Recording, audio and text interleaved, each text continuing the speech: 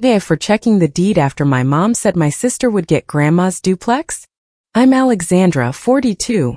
I've been married to Daniel for 11 years, and we have a 9-year-old daughter who thinks every old family house has at least one ghost. For most of my adult life, I've also been the daughter everyone calls when something needs to be paid, scheduled, repaired, or handled quietly before it turns into an argument. That mattered with my grandmother, Eleanor. Grandma owned a duplex for decades. She lived in one unit and rented out the other. She kept handwritten records for everything: rent, taxes, insurance, appliance repairs, gutters, plumbing, even the years she replaced 3 window screens herself because she thought the contractor's quote was ridiculous. She hated debt. She hated being dependent on anyone. And she especially hated people talking around money instead of saying exactly what they meant. About 7 years before she died, the duplex started needing more serious work. Grandma could cover normal expenses, but the large repairs came faster than she was comfortable with. When part of the roof failed, I paid $8,200 toward the repair. A few years later, a plumbing emergency cost me another $2,400. There were smaller things too: insurance deductibles, a water heater contribution, a couple of property bills Grandma asked me to front because rent had come in late. I didn't keep a running total because I wasn't treating her house like an investment account. When she tried to pay me back, I usually told her to keep the money in reserve. My sister, Paige, helped in a completely different way. Paige is 36, and during Grandma's last 2 years, she did a lot of the work that actually puts a person face to face with decline. She drove Grandma to appointments. She picked up groceries. She stayed overnight when Grandma was weak or confused after medication changes. She canceled plans because Grandma was having a bad day. There were weeks when Paige was there several nights. I never denied any of that. The problem was that my mother, Linda, turned our different kinds of help into a morality contest. Money isn't the same as being there, she would say. Usually she said it without using my name, but everyone knew who she meant. I did visit Grandma. I called her. I handled bills and contractor calls when she asked. But I had my own household and a child, and Paige's life was more flexible at the time. She was the one who could physically show up on a Tuesday afternoon when Grandma needed someone to sit in a waiting room for 3 hours. I respected that. What I didn't respect was the way Mom gradually started telling the story as if Paige had cared and I had merely mailed checks from some distant planet.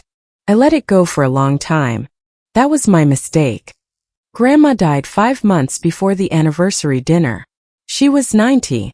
The first month after she died was mostly grief and paperwork.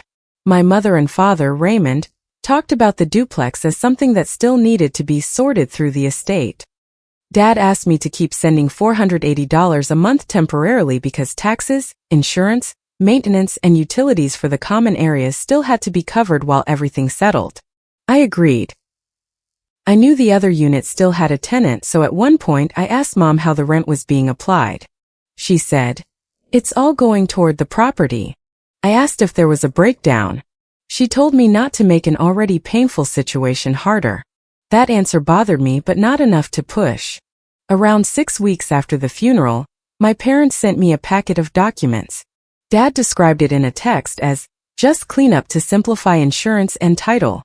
Mom said they needed signatures so they could keep the duplex from getting tied up in unnecessary administrative problems. One page required notarization. Daniel looked at that page, then at me. "Why does insurance cleanup need a notarized signature from you?" "I don't know." "Then don't sign it until you know." I told my parents I'd get to it. Dad reminded me twice. Mom reminded me once, then said she was tired of chasing people over basic family responsibilities. I put the packet in a folder in a drawer and did nothing. At the time I thought I was procrastinating. Later, I realized that procrastination saved me. A couple of months passed. Paige started talking more openly about fixing up Grandma's old unit. She mentioned new flooring, paint, and updating the kitchen cabinet hardware. I assumed she was talking about helping Mom prepare the place for a tenant or maybe renting it herself. Then came my parents' anniversary dinner. It wasn't enormous, but there were enough relatives there to make what happened feel public. My parents had been married for 45 years. We ate, people told stories, and my mom's younger sister, Christine, gave a toast about how stubborn both of them were. Things were normal until Mom stood up again near the end. She thanked everyone for supporting the family after Grandma died. Then she looked at Paige. "Your grandmother's home should stay with the person who showed up when it mattered," she said. Paige gave her time, and that matters more than receipts. I felt my stomach tighten. Paige looked emotional but not surprised. Mom continued. "She's going to have the duplex. We think that's what Mom would have wanted." I said, "Did Grandma actually say that?" Mom's expression changed immediately. Not grief. Annoyance. "We all know what she wanted." "That isn't what I asked." Dad glanced at me like I was the one creating a problem. Mom said, "Don't turn a family toast into a negotiation." Then, because apparently that wasn't enough, she added, "Some people send checks and opinions." Paige was actually there. A few people looked at their plates. Christine looked at me, then at Mom. I felt embarrassed, but mostly I felt confused. If Grandma had left the duplex to Paige, fine. I might not have liked Mom's speech, but I wasn't planning to contest Grandma's wishes. So I asked one more time, "Did Grandma leave it to Paige? Or did you decide she should have it?" Mom said, "Not everything has to be reduced to legal language, Alexandra." That was when I stopped talking. On the drive home, Daniel asked, "Do you want the house?" "No. That's not exactly what I asked." I looked out the window for a while. If Grandma left it to Paige, then it's Paige's. I'm not starting a war over property. Daniel nodded. Then he said, "What bothers you?" The way Mom said it. Because it was insulting? That too. But she never actually answered me. 2 days later, I opened the mail and found a property tax notice for the duplex. I almost put it with the other family paperwork without reading it. Then I saw my name. Alexandra. Under that was my mother's name. The notice identified both of us as owners. My first thought was that it was some clerical artifact because I had paid bills on the place before. I actually laughed once just from confusion. Then I called the county office and checked the property record. There was a recorded deed. Grandma had transferred a 50% interest in the duplex to me, and the other 50% to my mother. The deed had been signed 3 months before Grandma died. It had been recorded properly. And the date mattered because Grandma's serious health decline came later, during her final month. 3 months before her death, she was physically slower but still very much Grandma.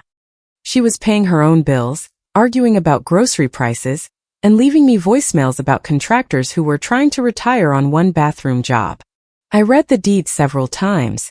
Then I noticed something that made the whole anniversary speech feel much worse. Mom was on the same deed. She had known. This wasn't a case where my parents genuinely believed Grandma left the duplex to Paige and later discovered some unexpected paperwork. Mom had accepted her own 50% interest while telling everyone Paige was getting the whole property. I called her. I didn't start with an accusation. I said, "Why is my name on Grandma's deed?" There was a pause. Then she said, "Where did you get that?" "The recorded property record." Another pause. Finally, she said, "Your grandmother was trying to keep everyone happy. She did not understand what that would cause." What did it cause? This. Exactly this. Division. I didn't even know the deed existed. She didn't discuss everything with everyone. Did you know? Mom exhaled sharply. Of course I knew my own name was on a document I signed. Then why did you announce Paige owned all of it?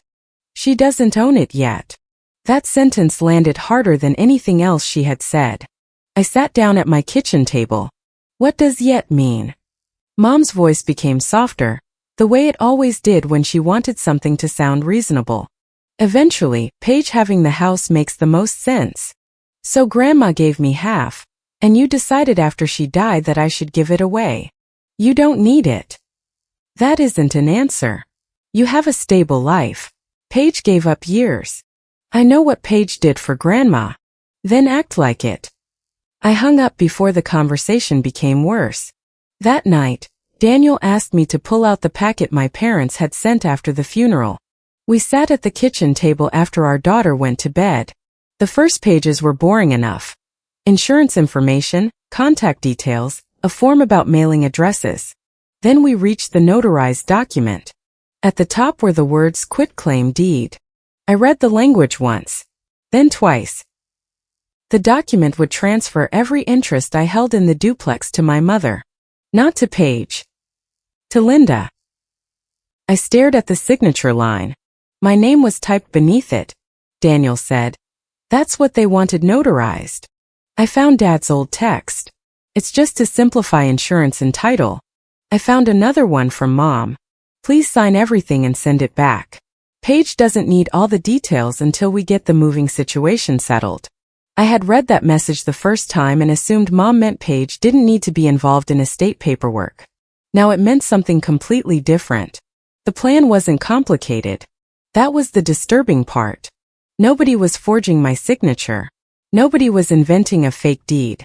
They were simply counting on me not to read closely, not to ask questions, and not to want to fight. If I had signed the quitclaim deed, Mom would own 100%.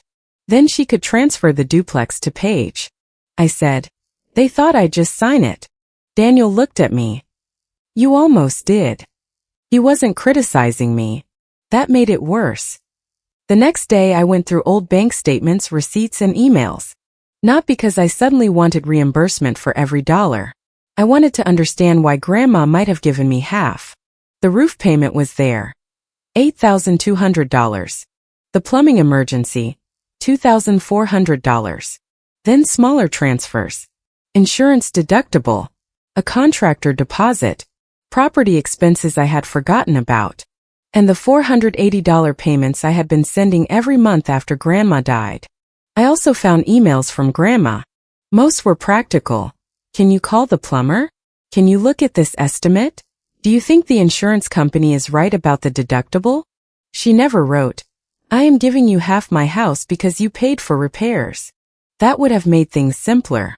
But Grandma rarely explained her decisions in emotional language. She just made lists and did things. Before contacting a lawyer or sending any angry message, I called Paige. She answered already defensive. Mom said you're trying to stop me from getting Grandma's place. I'm trying to understand what everyone thinks I agreed to. You knew I was planning to move in. No. I knew you were talking about flooring and paint. Because I'm moving in. Paige, did Mom tell you Grandma left you the duplex? She said that was the plan. That's not what I asked. There was a pause. Then she said you already agreed to let me have it. Agreed when? I don't know. After the funeral. You were signing all that stuff. I didn't sign it. Silence. What do you mean you didn't sign it? I mean I never signed the transfer. What transfer? That was the moment my anger at Paige changed. Not disappeared. Changed. She sounded genuinely confused. I explained the recorded deed first. Half to me, half to Mom. Paige said nothing for several seconds. Then she said, Mom told me Grandma left the house to the family, and you were okay with me ending up there.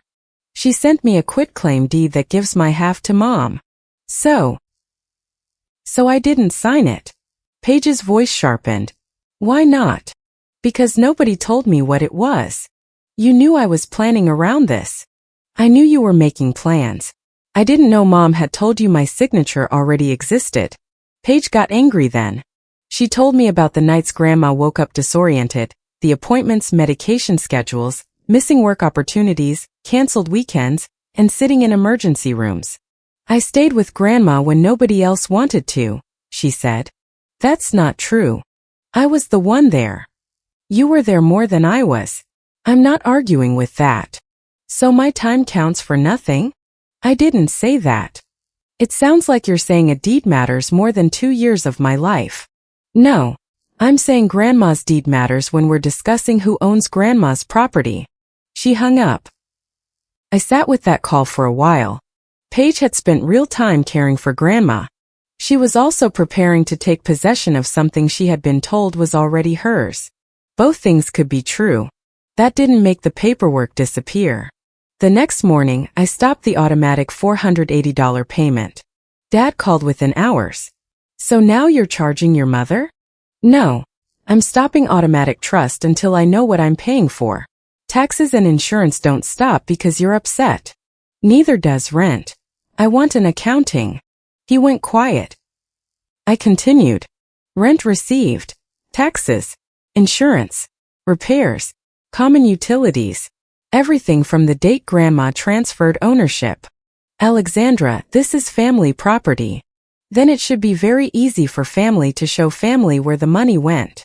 You're turning paperwork into a family crisis. No, Dad. I'm reading paperwork that already exists. He said nobody was stealing anything. I asked why he called a quitclaim deed insurance cleanup. He said, it was all part of keeping the property simple. That document gives my ownership to Mom. We thought you understood. I didn't. You should have. That is not how disclosure works. He accused me of being dramatic and ended the call. Within a week, the family version of events had spread. Nobody used a group chat. My family is much more old-fashioned about conflict. They call one person at a time and repeat the same story over lunch until it sounds like common knowledge. An aunt asked why I was taking Grandma's house away from Paige. A cousin told me Paige had earned it. Christine called and said carefully, I'm not saying your mother handled this well, but Paige did a tremendous amount for Eleanor. I know. She was exhausted. I know that too. So what are you trying to do? I'm trying not to sign away property Grandma put in my name while everyone tells people I already agreed. Christine was quiet. Your mother said Eleanor was confused toward the end. She was. Toward the very end. The deed was signed 3 months before she died. Christine didn't say I was right. She just said, I didn't know that. That mattered. A few days later, I was going through old voicemails because I missed Grandma's voice. I had saved several of her last messages. One was about a repair estimate. Another was her complaining that the grocery store had changed where they kept the tea. Then I found one from around the time of the deed. Her voice was weaker than it had been a year earlier but clear. I finally put the house the way I wanted it. Your mother isn't thrilled, but she'll survive. Call me when you get a minute. I want your opinion on that back railing. The first time I heard that message months earlier, I thought put the house the way I wanted it meant furniture, repairs, or some plan for the property. Now I understood. I listened to it twice. Then I stopped. It wasn't a magic piece of evidence. A voicemail didn't replace a deed or prove every detail of Grandma's thinking. But it told me I wasn't inventing a conflict that had never existed. Grandma knew Mom didn't like what she had done. I didn't send the voicemail around. I played it for Daniel. Then I told Christine about it when she called again. Christine said, that sounds like Mom. A few days later, she told me something I hadn't known. Grandma had once said to her, Alexandra has put more into that place than anyone knows. I don't like owing my granddaughter. Christine hadn't thought much of it at the time. She assumed Grandma meant she planned to reimburse me from savings. That was enough for Christine to stop accepting Mom's Grandma was confused explanation at face value. I still wanted a solution that didn't involve a years-long fight, so I paid for an independent appraisal. I also had a lawyer review the deed and the unsigned quitclaim. I wasn't looking for some dramatic courtroom strategy. I wanted to know what I actually owned, what my obligations were, and what would happen if we couldn't agree. The answer was basically what the deed already suggested. I owned half. Mom owned half. Nobody could honestly pretend I had already transferred my interest. I proposed something simple. If Paige wanted the duplex, she could buy my half based on the independent appraisal. If she needed time to arrange financing, I was willing to allow a reasonable period. If nobody could buy me out, then we would move toward a formal sale while protecting the existing tenant's lease and handling the property properly. Mom hated the appraisal before she even saw the number. Family property shouldn't be priced like a stranger's house. How should it be priced? Not every decision has to maximize your return. I'm not asking to maximize it. I'm asking for a neutral number. You know Paige can't just write you a check. I know. That's why I said financing and time. You could give her a family price. What does that mean? Mom named a number so low that it was basically asking me to give away a large part of my share. I said no. That was when Paige told me she had already scheduled movers. She had also paid deposits for flooring materials, paint, and a small contractor job because Mom and Dad had told her she could start preparing Grandma's unit. I said, "You can't move in until ownership and use are settled in writing." "You're serious?" "Yes. You'd actually stop me from moving into Grandma's unit? I'm not agreeing to let someone occupy property I co-own while we're fighting about who owns it. I'm not someone. You're my sister. That doesn't make the ownership issue disappear." She told me I was punishing her for believing our parents. That accusation hurt because there was some truth in it. Paige had trusted them. So had I. But if I let her move in under the assumption that the whole property was effectively hers, it would become even harder to separate emotion from ownership later. About a month after I found the deed, we had a family meeting. The point was supposed to be practical. Was Paige moving in? Was I signing anything? And what were we doing with the property? It was Mom, Dad, Paige, Christine, Daniel, and me. Daniel barely spoke. He had told me beforehand, "This has to be your conversation." Mom started with Paige's caregiving. She listed doctor appointments, overnight stays, meals, pharmacy runs, laundry, and emergencies. I let her finish.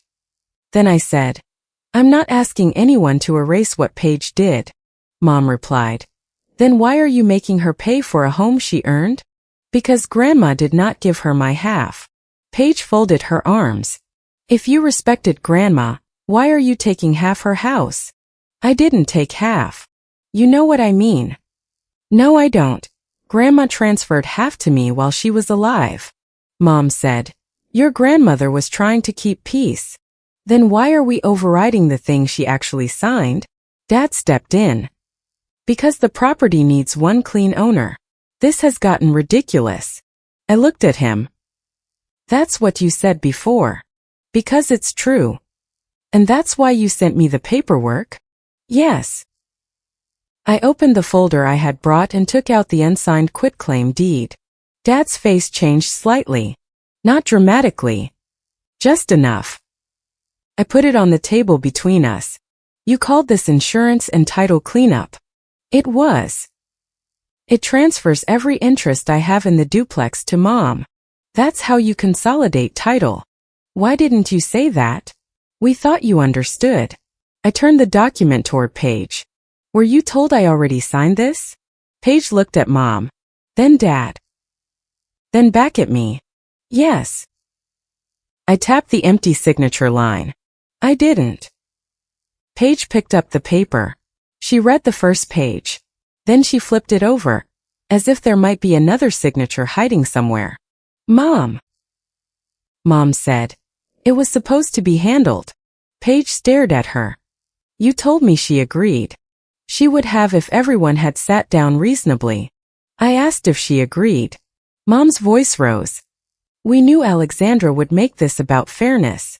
I said, "It is about fairness." "Exactly." Paige gave up years. "You wrote checks. You have enough." There it was. Not confusion. Not a misunderstanding. Not administrative cleanup. A belief that because I was more stable, I was supposed to surrender whatever Grandma had given me. I asked, "So you decided Grandma's signature counted only if you agreed with it?" Mom said, "Not everything is about what a document says. When we're talking about ownership, some of it is. A family home should go to the person who treated it like family." I felt myself getting angry, but I kept my voice down. Grandma treated it like property. She kept rent records for 30 years. Mom shook her head. "You always do this. You turn everything into numbers." "No. I'm asking why you told everyone Paige was getting a house you knew you didn't fully own."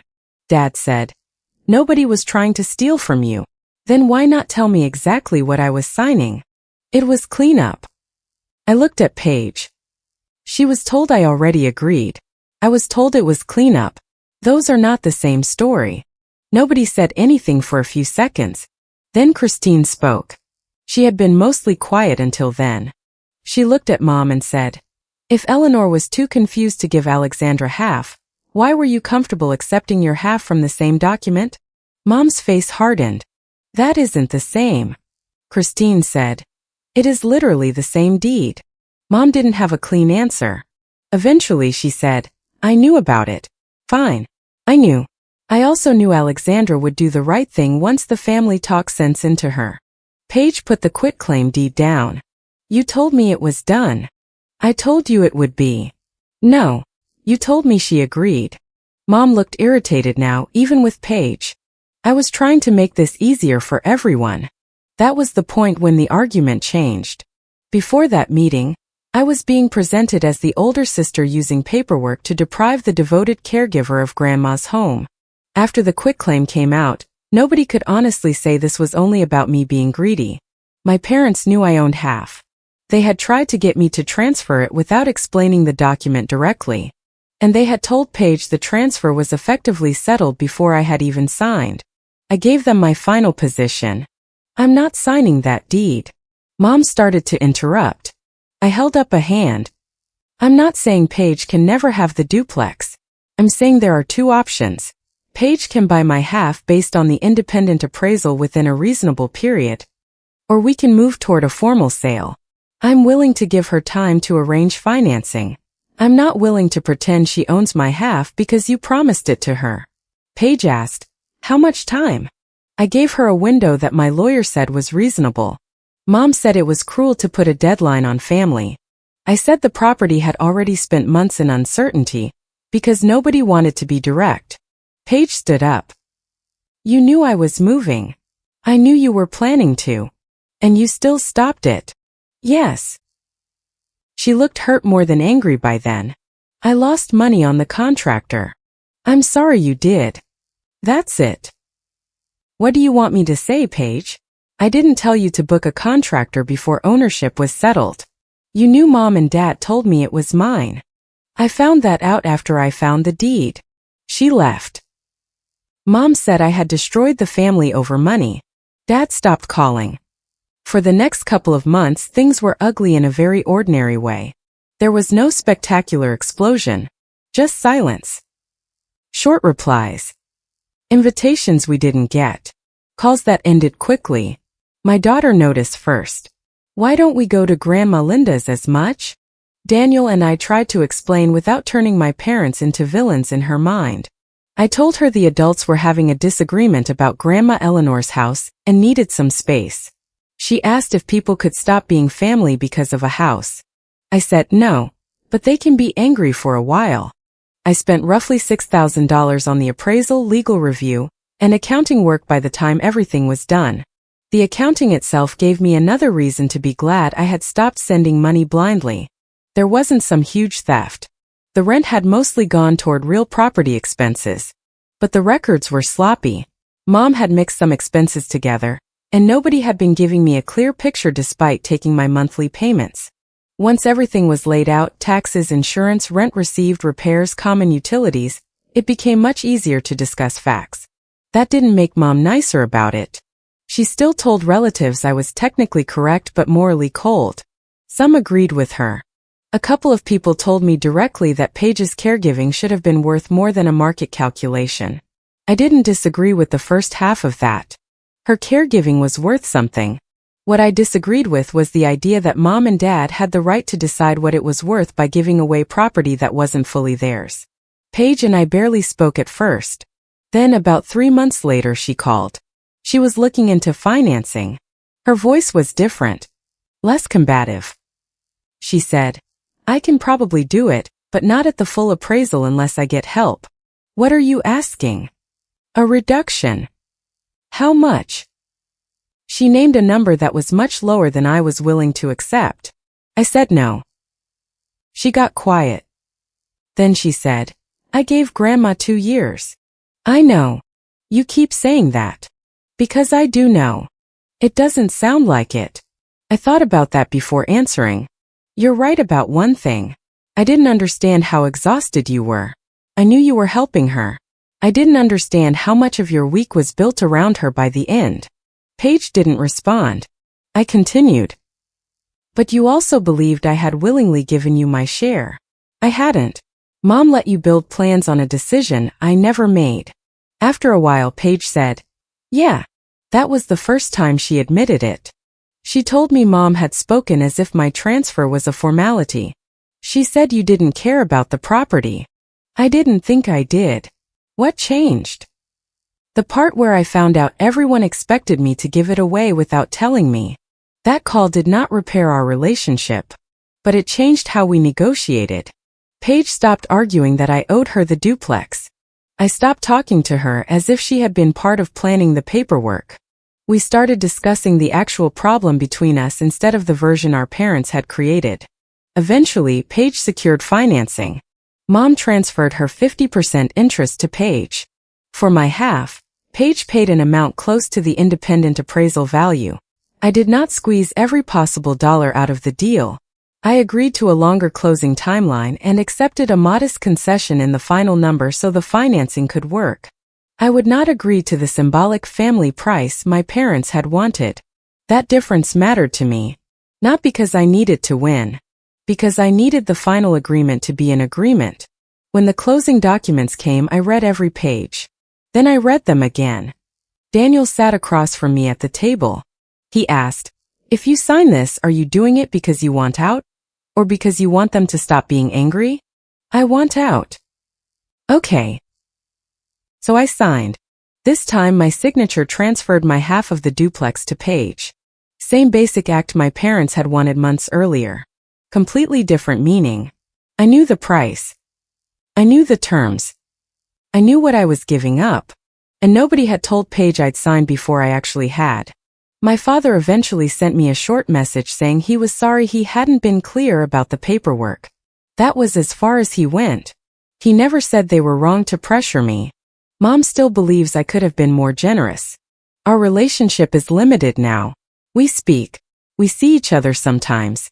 My daughter sees her grandparents, but not as often as before. That is a real loss.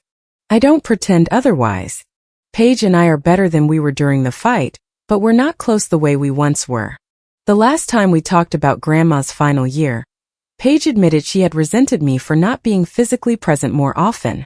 I admitted I had sometimes used sending money and handling logistics as an excuse not to look too closely at how much hands-on care she was doing. Neither confession changed the deed.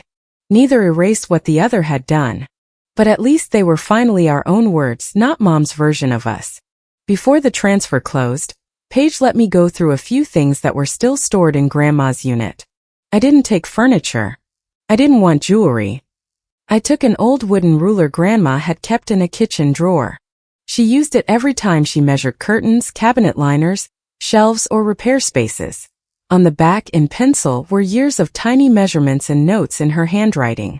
Living room window. Back shelf. Pantry trim. Replaced before winter. It was probably worth $3. Maybe less. I brought it home and put it in my desk. For months, every conversation about the duplex had turned into some argument about who deserved what, who had sacrificed more, who had enough, and who was supposed to prove they loved the family by giving something up. That ruler was the first thing I took from Grandma's duplex that nobody tried to assign a moral value to. And when I signed the final transfer, I knew exactly what the signature meant because this time it was mine to give. If you liked it, don't forget to leave a comment and support the channel by subscribing. See you in the upcoming stories.